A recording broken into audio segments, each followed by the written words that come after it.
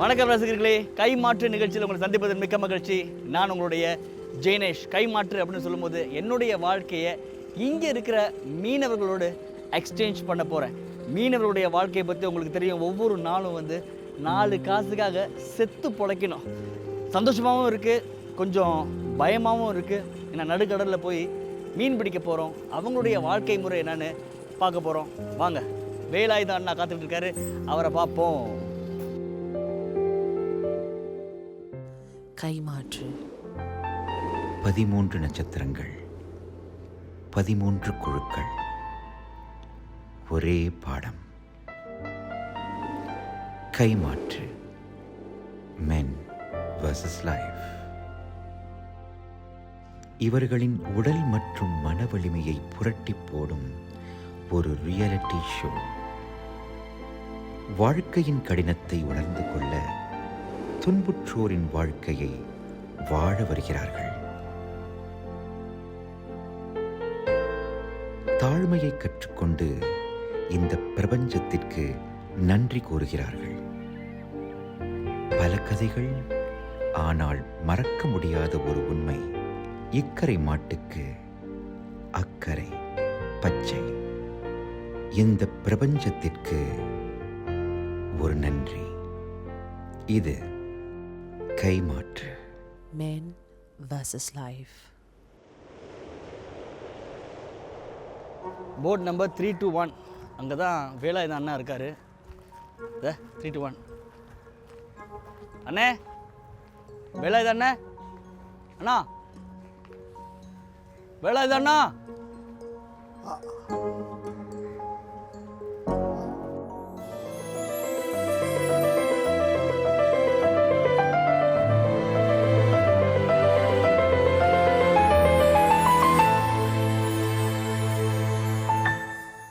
சொல்லுங்கள் சார், நீங்கள் எப்போ இந்த மீனவர் தொழில் ஆரம்பிச்சிங்க? எந்த வயசில் ஆரம்பிச்சிங்க? நான் ஒரு சின்ன வயசுலேருந்தே இதை ஆரம்பிச்சிட்டேன். எனக்கு அந்த படிப்புன்றது ஒரு இன்ட்ரெஸ்ட் இல்லாமல் போச்சு. அதனால் ஃபேமிலி படிக்கிற வைக்கிற அளவுக்கு வசதி இல்லை. எல்லாமே இந்த கடல் தொழில் தான் எங்களுக்கு. அதனால் நான் சின்ன வயசுலேருந்து 10 வயசுலேருந்து இந்த கடலுக்கு போக ஆரம்பிச்சேன். 10 வயசுலேருந்தா? 10 வயசுலேருந்து நான் கடலுக்கு போக ஆரம்பித்தேன். ஓ, ஆமாம். ஓகே, ஃபர்ஸ்ட் இம்ப்ரெஷன் சொல்லும்போது ஒரு தாத்தா, ஆனால் நல்லா தெம்பாக இருந்தார். அவருடைய கையெல்லாம் நல்லா சாலிட்டாக ஸ்ட்ராங்காக இருந்தது. அதிலே தெரியுது அவருடைய உழைப்பு அவளை அடங்கியிருக்கு அப்படின்னு தெரிஞ்சுக்கிட்டேன். இப்போ வாழ்க்கையில் எவ்வளோ கஷ்டப்படுறீங்க?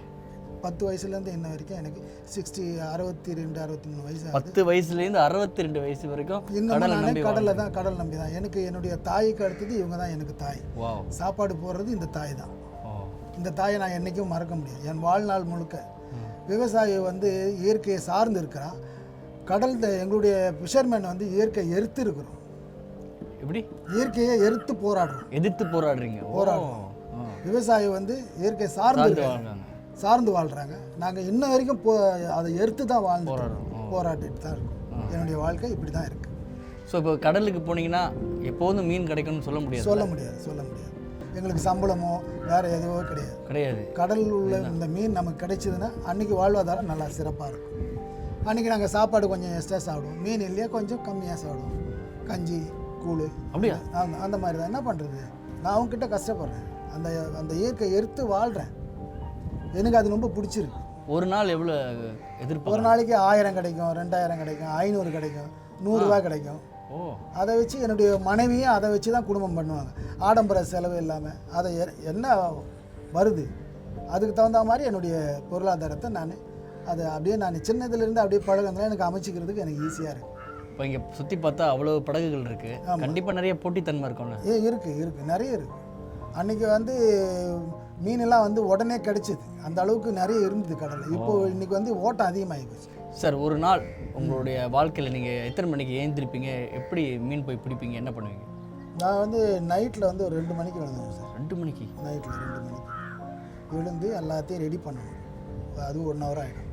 தூங்குறதுக்கு 10-11 ஆகுமே. நான் 8 மணிக்கெலாம் 8 மணிக்கு தூங்கிடுவீங்க? ஆமாம். செல்லு எங்களுக்கு செல்லோ டிவியோ அந்த அளவுக்கு எனக்கு ஆர்வம் கிடையாது. என்னுடைய தொழில் பிள்ளைங்களை நான் பராமரிக்கணும், அதுங்களை படிக்க வைக்கணும். அவருடைய வாழ்வாதாரத்துக்காகவே என்னுடைய இதுவை நான் இழந்து 2 மணிக்கு ஏஞ்சி ரெடியாகி 3 மணிக்கு கடலுக்கு போகணும். ஸோ ஒரு நாள் எவ்வளோ எதிர்பார்க்கலாம்? ஒரு 6000 ரூபா 7000 ரூபா ஒரு நேரத்துக்கு, எப்போயாவது ஒரு நேரத்துக்கு ஒரு மீனுக்கு கூட்டமாக இருந்து கிடச்சி ஒரு ஆளுக்கு 6000 ரூபாவா மொத்தத்துக்கு மொத்தம்னா? இப்போ நாங்கள் ஒரு 6 நம்பர் போகிறோம், இல்லை 5 பேர் போகிறோம், எங்களுக்கு வந்து ஒரு 5000 6000 உள்ள பொருள் கிடைக்கும். அதை விற்று நாங்கள் என்ன பண்ணோம், டீசலு ஐஸு இதர செலவுக்கு போக மீதி என்ன இருக்கோ நாங்கள் அதை வந்து 6 பேர் நாங்கள் டிவைட் பண்ணோம். 6000 ரூபாவில் டீசல் ஐஸ் எல்லாம் வாங்கிட்டு மீத காசு எல்லாரும் ஷேர் பண்ணுவோம். எல்லோரும் ஷேர் பண்ணி அன்றைக்கி வாழ்வாதாரத்தை எங்களை நாங்கள் சிறப்பாக வச்சுக்குவோம். ஐயோ ஆமாம், வேறு ஆள்கிட்ட போய்ட்டு நாங்கள் அந்த ஃபிஷர்மேன் பொறுத்த அளவுக்கு ஒருத்தர்கிட்ட போய் கை நீட்ட மாட்டோம். ஓ அப்படியா? ஆமாம், ஒருத்தர்கிட்ட வணக்கம் பண்ணுறதோ கை நீட்டுறதோ அந்த மாதிரி இருக்காது. எங்களுக்கு வந்து கடல், எங்களுக்கு கடலை நம்பி தான் நாங்கள் அதை மட்டும் தான் வணங்குவோம். ஆமாம், அதை தான் நாங்கள் வணங்குவோம். மீனவர்கள் அப்படி சொல்லும்போது உங்களுக்கு இது கடலுக்கு போகிறது சாதாரணமான விஷயம் கிடையாது. ஏன்னா என்ன வேணாலும் நடக்கலாம் கடலில், நம்ம கண்ட்ரோல்லே இல்லை, அது இயற்கையின் கண்ட்ரோல். அப்போ ஒரு விஷயம் ஒன்று அவர் சொன்னார், எனக்கு ரொம்ப வந்து அது ஆழமாக வந்து பதிஞ்சிச்சு. அந்த கடல் தான் நம்மளுடைய தாய், அது நம்மளுடைய தாயாக வந்து மதித்தோன்னா அது நம்மளுக்கு வந்து நல்லது பண்ணோம். ஸோ எனக்கு தாய் ஒரு பக்கம், உண்மையான அம்மா ஒரு பக்கம் இருக்க, அந்த கடல் தான் என்னுடைய தாயின்னு சொல்லும்போது அப்போ எனக்கே வந்து ஒரு உணர்வு வந்து ஏற்பட்டுச்சு. வாவ், இப்போ மீன் இல்லைன்னா சும்மா வந்துட வேண்டியது. எத்தனை நாள் மீன் இல்லாமல் இருந்திருக்கு? அது மாதிரி 4 நாள் மீன் இல்லாமல் இருக்கும், 5 நாள் மீன் இல்லாமல் இருக்கும். போயிட்டு வருவீங்க, மீன் இல்லை போயிட்டு இல்லாமல் வரும். அது திரும்ப நாங்கள் போகாமல் இருக்க மாட்டோம். எங்களுடைய தொழில் அதுதான். இந்த இது வருமே, ஐயோ என்னடா வாழ்க்கை, இது மீனே இல்லை, என்ன பண்ணுறது, கிவ் அப் பண்ணிடுவாங்க, வராது. அது இல்லை. கடலை வந்து அவ்வளவு மதிக்கிறாங்க, அதில் வந்து அவ்வளோ விஷயங்கள் இருக்குன்னு அவங்க வந்து புரிஞ்சுருக்காங்க அப்படின்னு. இப்போ நமக்கு அப்பா அம்மா இருக்காங்க, சாப்பாடு போடல, அதனால் அவங்கள அப்பா அம்மா இல்லைன்னு சொல்லிட முடியுமா என்ன? ஆமாம், அதே தான் கடல். எங்களுக்கு ஒரு நாளைக்கு கிடைக்கலனா அது திரும்பி நாங்கள் அவங்ககிட்ட போய் கேட்போம், கொடுப்பாங்க அப்படின்னு சொன்னோன்னா நான் அப்படியே ஷாக் ஆகிட்டேன். அந்த நம்பிக்கை தான் வாழ்க்கை. உங்கள் வாழ்க்கையோடைய கஷ்டத்தை சுருக்கமாக சொல்லணும்னா எப்படி சொல்லுங்கள்? எனக்கு இதை நான் கஷ்டமாகவே எடுத்துக்கல. எனக்கு பிள்ளைக்குட்டியில் காப்பாற்றப்போ எனக்கு இந்த சுமைகள் வந்து எனக்கு பெரிய சுமையாக தெரியல.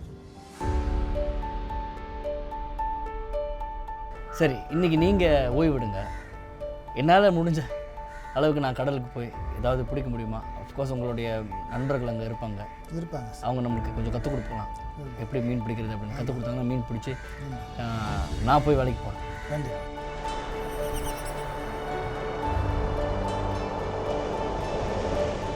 வாக்கு கொடுத்துருக்கேன், முன்ன பின்ன எனக்கு இதில் அனுபவம் கிடையாது, பட் ட்ரை பண்ணி தான் பார்ப்பேங்க.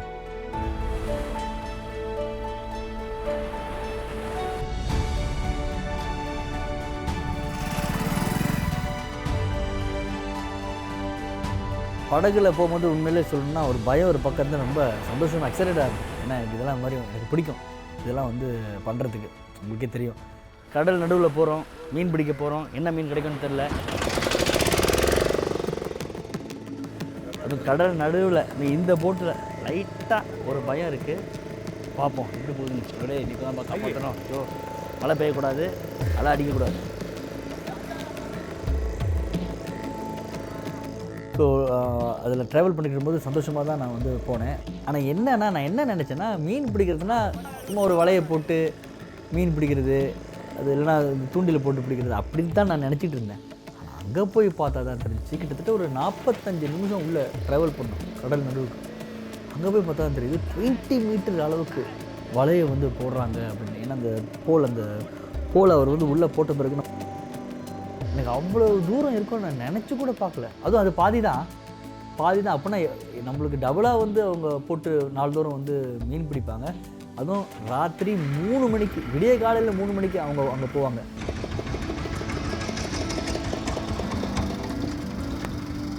வாவ், ஷூட்டிங்காக இருக்கிறதுனால காலையில் போகணும். ஆனால் யூஸ்வலி விடிய காலையில் 3 மணிக்கு அந்த இருட்டில் அவங்க போய் மீன் பிடிப்பாங்களாம். சரி, இப்போ எப்படி வலை போடுறது, எப்படி மீன் பிடிக்கிறதுன்னு கற்றுக் கொடுங்க. 20 மீட்டர்ஸ் பரப்பளவு, ஆழம் வந்து 50 மீட்டர், அவ்வளவு கீழே இருக்குது மீன்.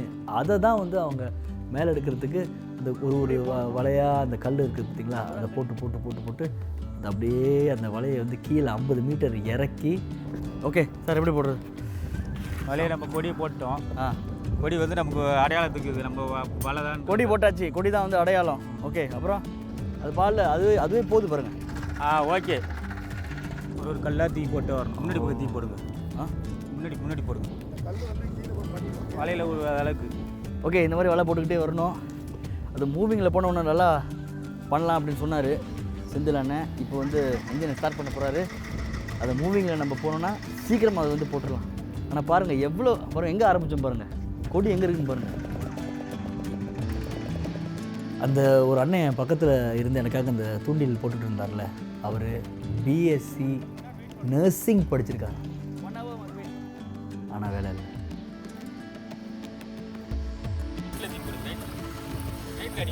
ஆழம் வந்து 50 மீட்டர், அவ்வளவு கீழே இருக்குது மீன்.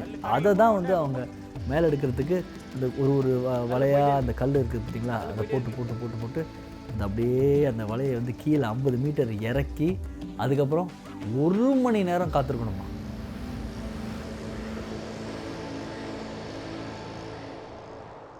ஒரு மணி நேரம் இந்த வெயிலில் காத்திருந்தோம். ஒன்றுமே பண்ண முடியாது, ஒன்றும் செய்யலை. அங்கே ஒன்றுமே இல்லை, அங்கே ஒன்றுமே கிடையாது. காத்திருந்த பிறகு வலையை மறுபடியும் மேலே இழுத்தோம்.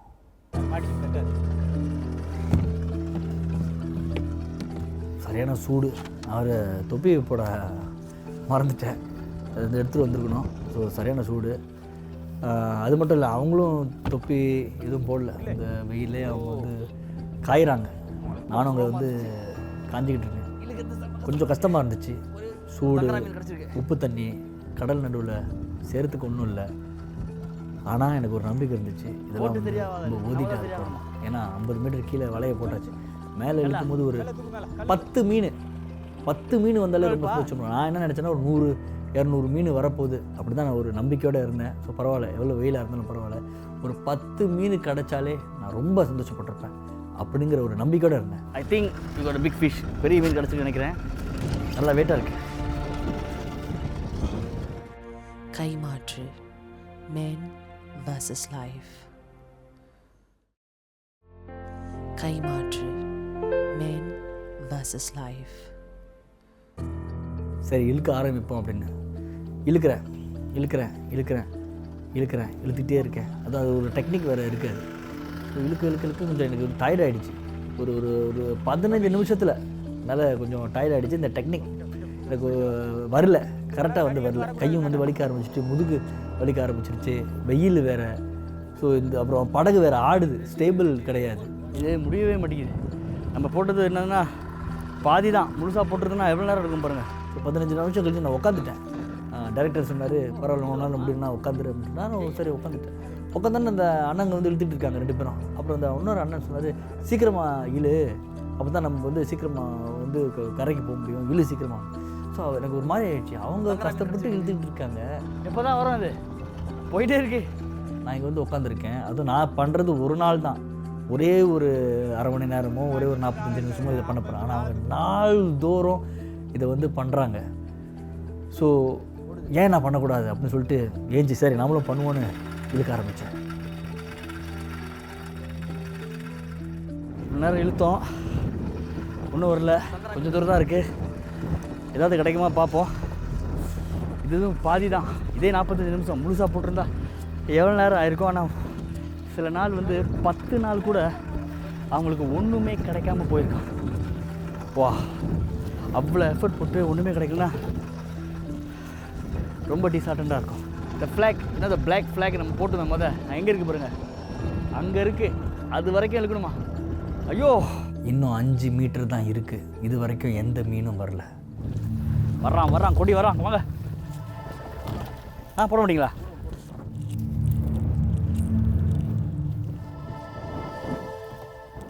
இன்னும் 2 மீட்டர் போடுவீங்களா? இன்னைக்கு போடல, கண்டிப்பாக 50 அடி கீழே போச்சுன்னா ஏதாவது வரும்ல வேலை.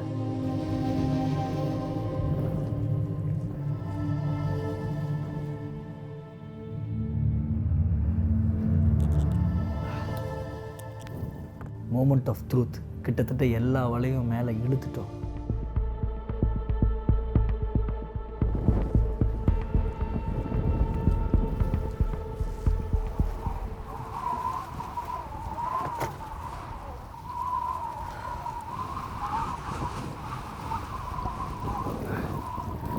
ஒன் ஹவர் வெயிட்டிங், 1 மணி நேரம் இழுத்து ஸ்டாஃப். ஒரே நாளில் ஒன்று இப்போ சும்மா கொஞ்ச நேரம் வந்தோம், ஒன்றுமே கிடைக்கல. ஒரு 10 நாள் வரலன்னா எப்படி இருக்கும்? யூஸ்வலி கிவ் அப் பண்ணிடுவோம்.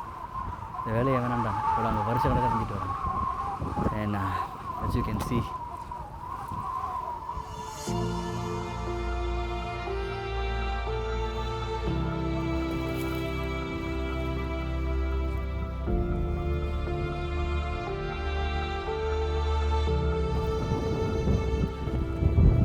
like எஃபர்ட் ரொம்ப போட்டு வேஸ்ட் ஆஃப் டைம் மாதிரி தெரியுது. வேஸ்ட்.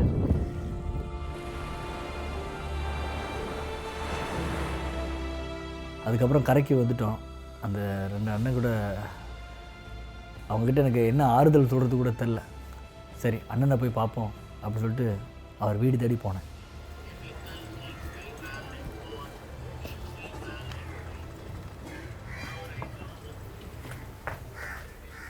வேலாயுதம் இருக்காரா? வேலாயுதம் அண்ணா, மிஸ்டர் வேலாயுதம் அண்ணா. எஸ், கூப்பிட்டீங்களா? அண்ணனோட வீட்டுக்கு போனேன். வீடை வந்து சுற்றி காட்டுறேன் அப்படின்னு சொன்னார். ஒரு கதவு இருந்துச்சு. சரி, இந்த கதவை திறந்தா ஒரு பெரிய ஹால், 4 ரூமு அப்படி தான் இருக்கும் அப்படி தான் யோசித்தேன். இந்த கதவை திறக்கிறாரு. அது என்ன என்ன கேட்குறாரு, இருட்டாக இருந்துச்சு. கிச்சனுங்கிறாரு. கிச்சனா? சரி கிச்சன் உள்ளே போய் பார்த்தா பானை சட்டி எல்லாம் இருந்துச்சு. பைப்பு இல்லை. என்ன டேப்பில் கீழே பார்த்தா கீழே வாளியில் தண்ணி பிடிச்சி வச்சுருக்காங்க. பைப்பு இல்லாமல் எப்படி சமைக்க முடியும்? கீழே வாளி இருக்குது, அதை வச்சு தான் சமைக்க முடியும்னு தெரிஞ்சப்போ என்ன இப்படி தான் வந்து சமைப்பாங்களான்னு ரொம்ப கஷ்டமாக இருந்துச்சு. அதன் பிறகு இன்னொரு ரூம் இருந்துச்சு. இந்த ரூமை காட்டினார். சின்னோண்டு ஒரு ஹால் மாதிரி இருந்துச்சு. ஹால் கூட அது சொல்ல முடியாது, சின்ன ஒரு அறை. அப்புறம் உள்ளே போனால் மெத்தை இருக்குது, ஆனால் பெட் இல்லை.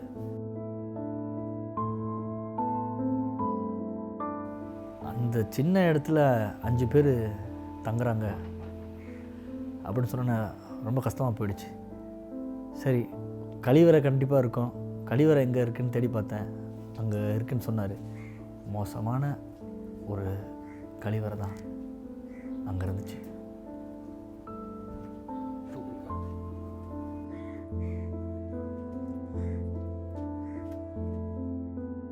கைமாற்று, men versus life. கைமாற்று, men versus life.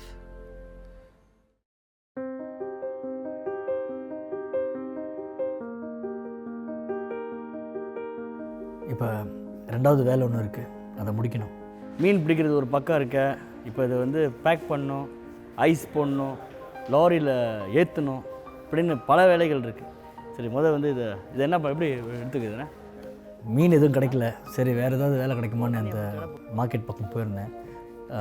இந்த வாரம் பொதுவாகவே வந்து நிறைய மீன் இல்லையா, அதனால் வேலை ரொம்ப அதிகமாக இல்லை. ஆனால் ஒரு மீன் மூட்டை இருக்குது, அதை எடுத்து எடை பார்க்கணும் அப்படின்னு சொன்னாங்க. அங்கே போனோன்னே அங்கே ஈல் ஃபிஷ் இருந்துச்சு. அதை எடுத்து போட்டு வெயிட்டு பார்க்கணும். உங்களுக்கு தெரியும், மீனை பிடிச்சாலே ஒரு மாதிரியாக இருக்கும். அது செத்து போயிடுச்சு, ரத்தம் அப்புறம் ஒரு மாதிரி கொலன்னு இருக்குது. ஸோ ஒன்று தான் நான் வந்து நினச்சேன், இவங்கெல்லாம் எப்படி நாள்தோறும் இது வந்து பண்ணுறாங்க? டெய்லி பண்ணுங்கிறதுனா வந்து ரொம்ப கஷ்டமாச்சே. ஆனால் அவங்கள பார்க்கும்போது எனக்கு ஒன்று வந்து புரிஞ்சிச்சு. அவங்களுடைய மனசும் அந்த செத்துப்போன மீன் மாதிரி ஆயிடுச்சு. இதுதான் அவங்களுடைய வாழ்க்கை, இதுதான் நம்மளுடைய வேலை. இதை செய்யலைன்னா குடும்பத்தில் சாப்பாடு கிடையாது. ஸோ செஞ்சு தான் ஆகணும்னு அவங்களும் அதை கஷ்டப்பட்டு செஞ்சிட்ருக்காங்க.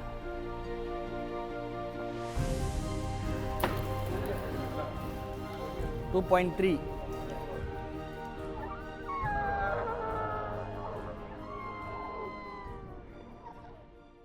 3வது ஜாப் கிடச்சோன்னே எனக்கு டயர்டாகிடுச்சு. ஏன்னா காலையிலேருந்து பண்ணிகிட்ருக்கேன்ல. ஆனால் அண்ணனுக்கு வாக்கு வேறு கொடுத்துருக்கோம். அப்புறம் அங்கே உள்ளவங்களாம் வந்து நம்மளை ஒரு மாதிரியாக பார்க்க ஆரம்பிச்சிருவாங்க. என்னடா இது கூட உன்னால் தூக்க முடியாதா அப்படின்னு. அவங்க ஆனால் என்கரேஜ் பண்ணாங்க, தம்பி என்னால் முடியும், முயற்சி பண்ணு அப்படின்னு. அவங்க வந்து சந்தோஷமாக ஜாலியாக அது வந்து பண்ணுறாங்க. அவங்க 3 மணிக்கு ஏஞ்சாங்க விடிய காலையில். நான் வந்து 8-7 மணிக்கு ஏஞ்சேன். அதனால் அவங்களுக்காகவாவது பண்ணணும் அப்படின்னு சொல்லிட்டு இறங்கி பண்ண ஆரம்பித்தேன். பொட்டியை தூக்கி வைக்கும் போதே தெரிஞ்சிருச்சு, ஐயோ இது சரியான கிணம் அப்படின்னு. கிட்டத்தட்ட 60 kg இருக்கும். அதை எடுத்து மேலே வச்சு அப்புறம் ஐஸ் எடுத்து போடணும். ஐஸ் எடுத்து போடுறது ஒரு பக்கம் இருக்குது. எனக்கு லைட்டாக முதுகு வலி இருக்குது. கொஞ்சம் நாளைக்கு முன்னாடி முதுகு பிடிச்சிக்கிட்டு எனக்கு ஒரு 2 மாதத்துக்கு முன்னாடி. உண்மையிலே சொல்கிறேங்க, 4 பட்டி தூக்கலாம். ஆனால் 4 மணி நேரத்துக்கு ரொம்ப ரொம்ப கஷ்டம். ஐயோ, டெய்லி செய்வீங்களா? டெய்லியா? நைட்டு 2 மணிக்கு 2 மணிக்கா? 2 மணிக்கு 2 மணிலேருந்து மணி 2 ஆகிடும், 3 ஆகிடும், 12 மணி ஆகிடும். இல்லை 11 மணி 10 மணி கூட வீட்டுக்கு போயிடலாங்க. சாருக்கு தகுந்த மாதிரி வேலை. ராத்திரி 2 மணிலேருந்து மத்தியானம் 2 மணி வரைக்கும் இருக்கும். சம்டைம்ஸ் 12 மணிக்கு முடிஞ்சிடும். 11 2 ஆகிடும். லீவு எப்போ லீவு? லீவில் சனிக்கிழமை ஞாயிற்றுக்கிழமை. லீவு. சனி ஞாயிறு சாருக்கு நிறையா வரும். சனிக்கிழமை ஞாயிற்றுக்கிழமை சாருக்கு இன்னும் நிறையா வரும். ஐயோ, சனிக்கிழமை ஞாயிற்றுக்கிழமை தான் நிறைய வருமா? ஸோ அதை வந்து அக்ரிவேட் பண்ணக்கூடாதுங்கிற அந்த எண்ணம் வேறு இருந்துச்சு. சரி பரவாயில்ல, கேமரா வேறு ஓடிட்டு இருக்கு, எல்லோரும் பார்த்துட்டு இருக்காங்க, இவங்களும் வந்து பார்த்துட்டு இருக்காங்க. ஸோ ஏதாவது டம் கட்டி செஞ்சிடும்னு சொல்லிட்டு தூக்கி கொடுத்தேன். ஆனால் உண்மையிலே சொல்லணுன்னா அவர் வந்து ஒரு 70 விழுக்காடு அவர் தூக்கிட்டார் அந்த பொட்டியை. நான் ஒரு 30 விழுக்காடு தான் எஃபர்ட் போட்டேன். உண்மையிலே சொல்லணுன்னா அவ்வளோ ஸ்ட்ராங். அவர் எடுத்து தூக்கி கொடுக்குறாரு. ஐஸை போடுறோம், திருப்பி எடுத்து மேலே வைக்கிறோம், திருப்பி தூக்கி போடுறோம், ஐஸை போடுறோம், திருப்பி தூக்கி. இந்த மாதிரி கிட்டத்தட்ட ஒரு 40 பொட்டி தூக்குன பிறகு ஐயோ பெண்டு கழண்டுருச்சு, முடியல. ஓகே, அடுத்து முடிஞ்சா? எனக்கு லீவு கொடுத்துருக்காங்க. கைமாற்று நம்ம வாழ்க்கையை அவங்க வாழ்க்கையோட எக்ஸ்சேஞ்ச் பண்ணிக்கிட்டோம். ஆனால் எக்ஸ்சேஞ்ச் பண்ண முடியாதுங்க. இதுக்கு வேணால் ஒரு நாள் நம்ம பண்ணலாம், 2 நாள் பண்ணலாம், 3 நாள் பண்ணலாம். ஆனால் வருஷ கணக்கில் இதை பண்ணுறது இம்பாசிபிள்னு நான் நினைக்கிறேன். அதனால் நம்ம வாழ்க்கையில் அவ்வளவு கொடுத்து வச்சுருக்கோங்கிறத நான் வந்து புரிஞ்சுக்கிட்டேன். நானும் சரி, என்னுடைய பிள்ளைங்களும் சரி, அவ்வளவு கொடுத்து வச்சுருக்கோம். கம்ப்ளைண்ட் பண்ணுறதுக்கு ஒன்றுமே இல்லை. இவங்க சராசரி வாழ்க்கை வாழ்கிறதுக்கே அவ்வளோ வந்து கஷ்டப்படுறாங்க. நம்ம 10ன்னு தேடி ஓடிட்டுருக்கோம். போதும், நீ கொடுத்து வச்சவங்கிறத இன்றைக்கி நான் புரிஞ்சுக்கிட்டேன்.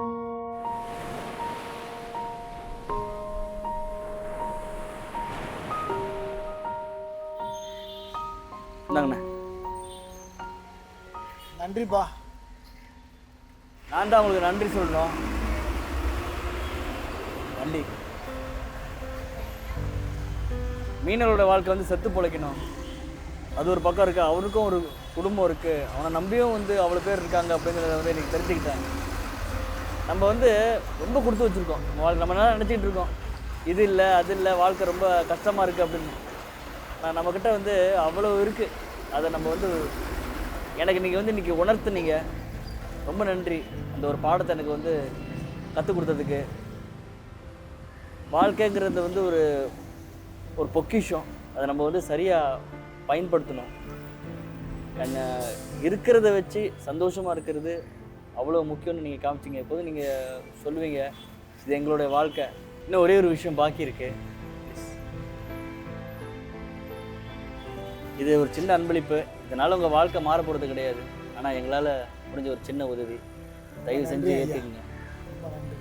உங்களுடைய உலகத்தை எனக்கு காமிச்சதுக்கு ரொம்ப நன்றி. இது என் வாழ்க்கையிலே மறக்க மாட்டேன். நான் பார்த்ததை, நான் கற்றுக்கிட்டதை. Thank you so much. கைமாற்று, மேன் வர்சஸ் லைஃப்.